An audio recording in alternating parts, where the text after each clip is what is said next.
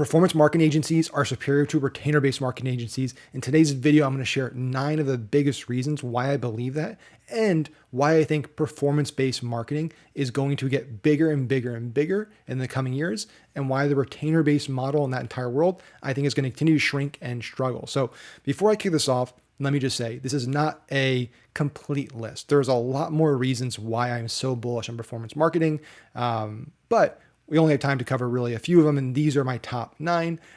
If anything should say how I'm so confident in this and why I'm so confident and kind of back up what I'm saying here, it's the fact that Unicorn Traffic, our agency, basically this is all we do now. We only do performance deals. No, actually, I'll take that back. 99% of what we do is performance deals. Occasionally, we'll do a retainer-based deal, but we know it's eventually going to transform into a performance deal. So there's some situation where I do that, but 99.9% of the time, performance deals. And here's why. So let's start with number 1. Number 1 is no client calls, right? This is a big one. Anybody that's run a retainer-based agency, when I say retainer-based agency, I'm talking about is basically standard agencies that charge a either flat retainer and or percent of ad spend, whichever is higher. That typical model that basically everybody does. You are at the whims of the customer there. It's a top-down relationship. You're subservient to that person, to the client. And so if that client says, we want to have 2 calls a week, 3 calls a week, you're hopping on 2 calls a week, 3 calls a week. If they're frustrated and say we need to talk today, you're talking today. Now, ideally you push back on that. And that's what we started doing towards the end of our last agency, but most people are not going to do that. They're going to kind of cave, hop on the call. They want to please the customer. With performance deals, we make our own schedule, right? We're not working on behalf of the brand. They're not really paying us in that capacity. They're paying us a CPA or CPL. So we're not hopping on calls, right? We might do a call if we want, but it's on our terms to kick off a relationship, just to get to know them better. We're building a big thing together. We want to get on the same page. We want to ask them some questions, but that's our choice. We're not hopping on weekly or monthly calls. Number 2, no Slacks, no emails. Similar to number 1, but still a little different. I can't tell you how much time we used to waste as an agency in Slack and email every single day. Because that person that you're running ads for, the client that's paying you $10,000 a month, 15% of ad spend a month, whatever, they're looking at their numbers all day, every day. That's their only business, right? For the most part. And so if you have a bad day, if things are going this way, even though you crush it for 2 weeks, they're slacking you. What's wrong? What's going on? What are you doing? So your media buyers and your team is spending so much time putting out fires and just talking to clients instead of just running ads, instead of just growing and scaling, right? With performance marketing, we don't have to worry about that. The brand owner is not reaching out to us. They're not paying us, asking anything, because the CPA is not going volatile. Like, we're sending them X sales per day at set CPA. It's a very simple relationship. They want more of it. They want to support us. The power dynamic is shifted, and that goes to one of the other points in this list.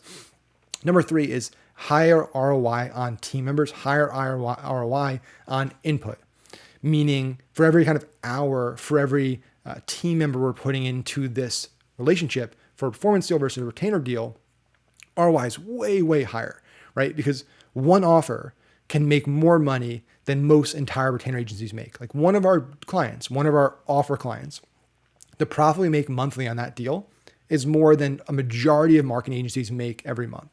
And that's run by one media buyer. And that media buyer runs 4, 5, 6 other accounts. Actually, 6 is the max. So 4 or 5 other accounts. So the ROI that buyer is generating for the company is so much higher. We don't need to hire massive overhead because we don't need account managers. We don't need, team project leads. We don't need creative strategists. We don't need account coordinators. We don't need all these sales reps. We don't need all this other stuff that you need to have a large client retainer-based agency. So we can run a lot leaner and a lot more profitable. Our margins are a lot better. So that's number 3. Number 4 is points and cash back. Pretty self-explanatory. When you're working in a retainer-based model, you're spending the client's money. So you're not getting any benefit from that spend other than obviously your fee that you're getting as an agency. With us, we're making a lot of our cards. We have a special deals from our banks are making between 2.5% to even 3.5% cash back, which means that, we're spending $1 million a month, right? We're getting $20,000 to $30,000 in cash back every single month just on that spend. Now, it's not massive, not game-changing, but an extra 6 figures in pure profit to the bottom line, cash coming in every single year, that's pretty nice. You don't get that with a retainer-based agency. So points and cash back. Next one, more control over scale and bigger upside. This is a huge one. I can't tell you. I'm sure if you're watching this video, you can relate. Actually, if you're watching this and you can relate to this point, let me know in the comments below, hit the like button, and go ahead and hit the subscribe button as well. I can't tell you how many times we've kicked off a client relationship back in the day, set the CPA targets, set the ROAS targets day one. We hit those targets, say, we're going to start scaling now. You guys ready to scale? Actually, I know we said a 2x ROAS, but it needs to be a 2.25 now because we didn't factor in your agency fee. And then we hit that. Actually, it needs to be a 2.5. For a lot of clients, there was always an excuse. There's always a reason not to scale. And that's infuriating because you make money on the retainer agency by spending more. And so you're always capped. With performance, we control scale. We control spend. The business has set the CPA already. They know that if they're paying us $70 per sale, that CPA works for them. So they'll get as many customers as they can get at $70. So we're the ones that have to determine when we scale and how we scale and how fast we scale because we're either profitable or not. It's on us, not on them. So if we're getting sales for $50, we're going to spend more and more and more. And if the CPA gets too close to 70, if we're under that kind of 20% margin, under that 1.2x, we'll pull back. But it gives us that control. We have that upside. We control when we scale up to 10, 15, 20 plus $1,000 a day. Fewer constraints. This is more of a macro level thing, right? Just this kind of hits on a few of these pieces that are hit on. We're just not dealing with the red tape. We're not dealing with all the reasons why not, right? Which is what a lot of what's happening when you're dealing with the retainer-based agency. It's relationships.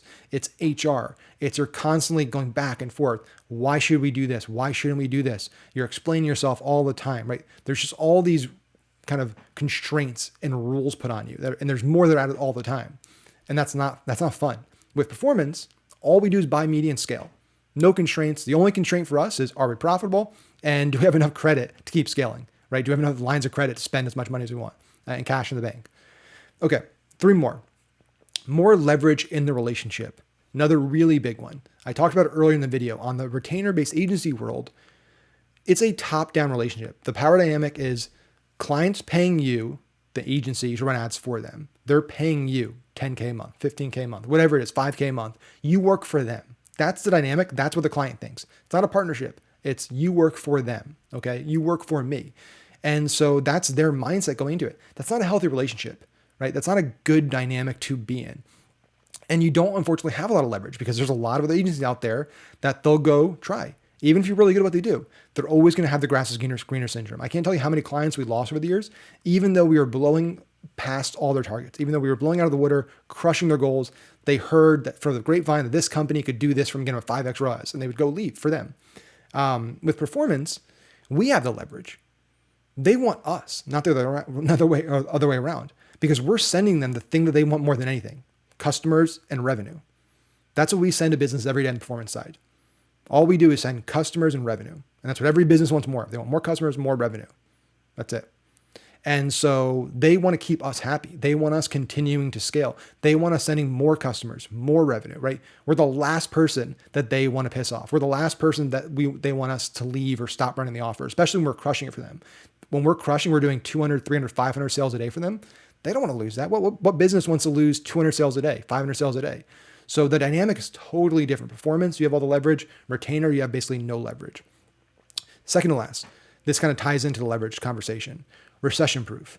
Now, nothing is entirely recession proof, but I would argue that performance-based deals, performance-based agencies are way, way, way more recession proof than just about anything else. And on the other end of the spectrum over here, retainer-based agencies are about as recession prone and recession risk as possible. That's one of the first things that happens when companies start getting afraid. They start, seeing recessions coming, the economy slows down, sales slow down. They cut back marketing spending. They cut back on expenditures of outside vendors and partners. They pull back in. Marketing agencies get cut really early on in that cycle. And you're seeing it happening right now. On this side, the performance, they're not paying us a fixed cost, right? They're not paying us like 10K, 15K to run their ads no matter what. They're only paying us when they get sales. They're also not dealing with the volatility and the fluctuations, right? When things are going bad, when there's a lot of risks for businesses, they want to be as conservative as possible. They want sure things. They want consistency and stability. Even internally, they have an internal media buyer. They're getting $50 customers one day, $40 CPA, $30 CPA, $70 CPA every day. That's scary for businesses to have that volatility. With us, on the performance side, they know that every day they're going to pay $60 a customer every single day, no matter what. No matter what's happening in the world, even if we're spending $70 per customer, they're not spending that. We're losing the money. So again, we're the last person they want to fire. We're the last person they want to lose because we're sending them profitable customers and revenue every single day. And then lastly is better payment terms. So again, typical agency, retainer based, you're billing every 30 days, end of the month. I don't know what your terms are, but they're probably not, maybe you due on, maybe it's net 7, maybe it's net 14, whatever it might be. And then you might be chasing clients down for cash. So takes you a while to make money. With performance, at a minimum, we're net 7. At scale, on some accounts, we're net 5, even shorter sometimes. So we're collecting cash much quicker than we're collecting cash on a retainer-based agency model. Plus, we're getting the points and the cash back like we talked about in point number 4.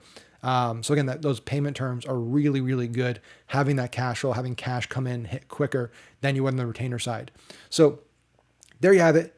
9 reasons why I am so bullish on performance marketing, 9 reasons why I think performance marketing is superior to retainer-based agencies, 9 reasons why I think performance marketing is going to be bigger and bigger and bigger than ever this year and just get bigger, and why I think the retainer percent of ad spend model is going to continue to struggle, especially as we enter a recession. So let me know what you guys think. Do you agree? Do you think performance marketing is going to get bigger this year? Do you think the retainer-based percent of ad spend model is flawed? Do you think it's going to shrink more?